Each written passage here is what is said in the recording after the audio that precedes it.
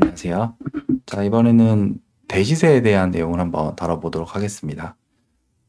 일반적으로 어떤 종목이 대시세를 갔다고 하면은 보통 한 500% 이상, 뭐, 제 기준에서는 이제 300%도 큰 시세긴 한데, 500% 이상, 1000% 이렇게까지 움직인 종목들은요, 대시세라고 볼 수가 있습니다.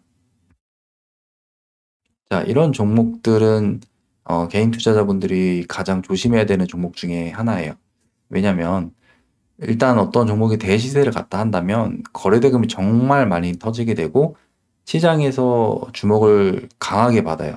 그러니까 나뿐만 아니라 일반적으로 주식을 안 하는 분들도 그런 종목까지 귀에 들어오게 되죠.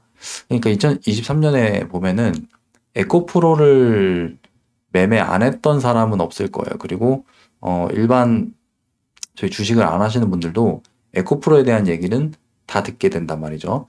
근데 문제가 뭐냐면, 물론 이런 오르는 구간에서 매매를 하게 되었을 때는 조금 이제 실수를 해도 올라주니까 문제가 안 되는데, 이런 이제 고점 상황이 여기죠, 이제. 고점 상황이 다 나오게 된 다음에 그 뒤에 들어가는 게 문제입니다. 자, 저런 자리에서 어떤 매매들이 들어오냐면, 이제 앞에서 이렇게 상승했던 부분들이 쫙 보여요. 거래대금이 이렇게 막 터지고 상승을 하죠. 그 다음에 이런 자리 뒤에 눌림이라고 들어가는 분들이 있어요. 이런 자리 뒤에 이렇게 눌림이라고 이제 매수하다가 다시 시세가 나올 거를 기대하는 분들이 많죠.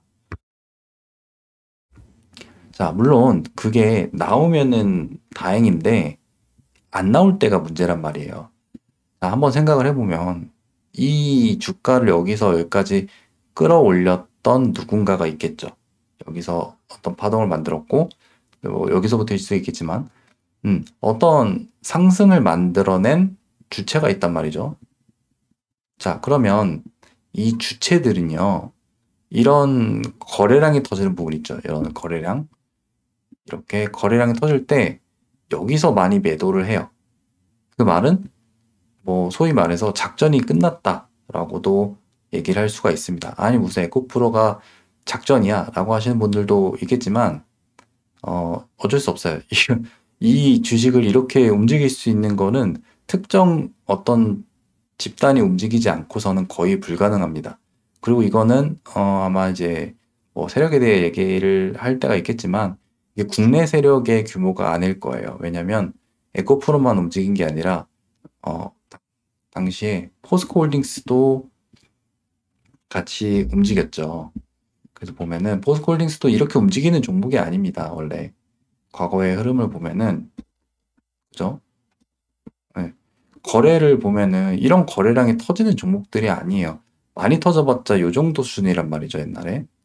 근데 이런 거래량이 터졌다는 거는 누군가 이제 개입을 하게 된 거죠. 일단 이런 부분들을 인정을 해야 돼요. 그 다음에 그런 부분들 한번 생각해 보시죠. 여기서 누가 작전을 다 해서 물량을 다 정리했다면 그동안 끌어올렸던 가격은 가짜 가격일 가능성이 높아요. 물론 어떤 실제 매출을 기반으로 해서 오르는 종목들은 다를 수가 있겠죠. 근데 누군가가 억지로 끌어올린 건 반드시 반납을 하게 되어 있단 말이죠. 그렇게 생각하시면 돼요. 어떤 바닥이 있고 제가 이렇게 여기도 탱탱볼이 있어요. 탱탱볼을 제가 위에다가 억지로 가져다 놨다고 해보세요. 그러면 이 탱탱볼을 제가 계속 잡아주지 않으면 어떻게 되겠어요? 다시 내려오겠죠. 네. 제가 힘을 줘서 이렇게 잡아 올리면 여기서 계속 유지가 되겠지만, 제가 다시 손을 놓으면은 내려간단 말이죠. 근데 이 바닥의 높이가 높아지면은 지지가 되겠죠. 자, 이런 원리예요. 누군가가 주가를 가져다 놨다면 이게 만약에 진짜라면은 유지가 되겠지만 그게 가짜라면은 결국 다시 반납을 하게 됩니다.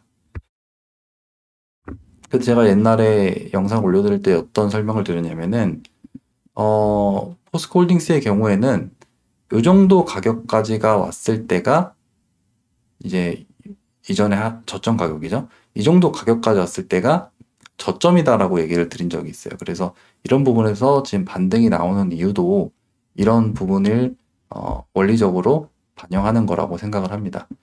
자, 이 종목뿐만 아니라 다른 종목도 마찬가지예요. 항상 어떤 재료를 가지고요. 큰 시세를 만들어냈던 종목들이 있습니다. 이런 식으로. 이렇게 거래가 많이 터졌던 데가 있습니다. 이게 아마 제가 알기로는 재건이었을 거예요. 자, 이렇게 시세를 만드는 애들은요. 그 뒤에 다시 못 가요. 거의 못 갑니다. 뭐 이렇게 죽는 건 없죠. 어떤 파동이든지 올라갔으면 내려오는 과정에서 이 정도의 반등은 나오거든요. 자, 근데 그 뒤에 어떻게 됐어요? 밑에서 뭐 깔짝깔짝거리던 부분들은 있겠지만 전체적으로 다시 큰 시세를 만들어낼 수가 없죠. 또 얘뿐만 아니라 여러분들이 많이 매매를 하셨던 한미 반도체도 마찬가지예요. 근데 얘 같은 경우는 뭐가 조금 다르냐? 얘는 실제 매출이 있어요. 그러니까 다른 종목들은요. 실제 뭐 한미 글로벌 예를 들면은 한미 글로벌은 실제 재건 사업에 어떤 뭐 참여는 실제 했는지 안 했는지는 모르겠지만 뭐 아직 재건이 된 게 아니니까 네, 그 매출에 반영이 안 된단 말이죠. 근데 한미 반도체는 실제로 매출을 내고 있어요. 그러니까 어떤 얘도 지금 거의 1000% 올랐거든요. 1000% 올랐죠. 네, 1000%까지 올라게 됐지만 주가가 내려가더라도 반등이 잘 나와요. 자, 근데 이 종목이 어느 정도의 펀더멘탈을 갖고 있는지는 정확히 알 수는 없죠. 그래서 단순히 그냥 주가가 싸다고 매수를 하기에도 약간의 무리가 있습니다. 자, 그래서 어떤 종목을 매매하실 때 일단 그게 중요해요. 제가 뭐 이 종목을 대시세를 먹어라 이게 아닌데 어떤 내가 종목을 매매하려고 할 때 이미 앞에서 큰 시세가 났다고 한다면요. 걔는 가급적이면은 최소 3년 이내는 매매를 안 하시는 게 좋아요. 금양을 볼까요? 얘도 마찬가지죠. 얘도 장난 아닌데 22년부터 얘가 5,000원짜리가 지금 뭐 몇 배요 이게? 얘는 거의 3000% 상승을 했거든요. 자, 3000%면요. 작전을 진짜 엄청나게 친 거예요. 그래서 얘는 이제 거의 끝났다고도 볼 수가 있죠. 자, 여기서 이제 거래량들이 많이 터지고 내려가더라도 이런 반등들은 나와요. 반등은 나오는데 그 뒤에 흐름이 없죠. 네. 이런 종목을요. 계속 이런 데서 매매를 하시려는 분들이 있어요. 네, 그럼 어떻게 돼요? 이게 깡통이 되겠죠. 이런 거는 물리면은 답도 없습니다. 어디서 물리든 마찬가지예요. 본전이 절대 안 와요. 이게 뭐 몇 년을 버텨서 본전이 온다. 그런 기대를 하실 수도 있겠지만 본전이 그냥 안 온다고 생각하시면 됩니다. 예전에 이제 신풍제약이 그랬죠. 자, 신풍제약이 저기 코로나 이후에 뭐 치료제 이슈로 이렇게 많이 올랐잖아요. 많이 올랐다. 이게 하나의 작전이에요. 작전. 이 작전이 끝나면 어떻게 돼요? 그냥 없어지는 거예요, 사실. 원래도 10,000원보다 더 낮았지만, 어쨌든 요 정도 가격까지 다 왔으면 얘는 뭐예요? 아예 작살이 난 거예요, 얘는. 지금 뭐 다시 움직이려고 해도 이런 저항대 구간에 어차피 번번이 부딪힌단 말이에요. 그래서 항상 여러분들이 매매를 하실 때 앞에서 큰 시세가 나왔던 애들은 어지간하면은 매매를 안 하시는 게 좋습니다. 일단 그것만 피해도요. 손절하는 거의 절반은 줄어드실 거예요. 그래서 최근에 이제 막 시세를 냈던 종목들이 있을 수 있습니다. 근데 뭐 지금 매매하는 자리가 그럴 수도 있고 근데 포스코 DX도 지금 이렇게 다시 오르고 있잖아요. 자, 이런 반등에서 막 사람들이 기대를 하게 돼요. 예전에 이렇게 올랐으니까 다시 이렇게 갈 수 있는 게 아닌가? 라고 이제 막 생각을 한단 말이죠.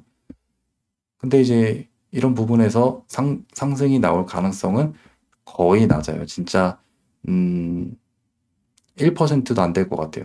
이제 최근에 그나마 조금 말도 안 되게 좀 오른 애가 있는데 고영이죠. 근데 이제 고영은요, 얘는 대시세가 난 건 아니에요.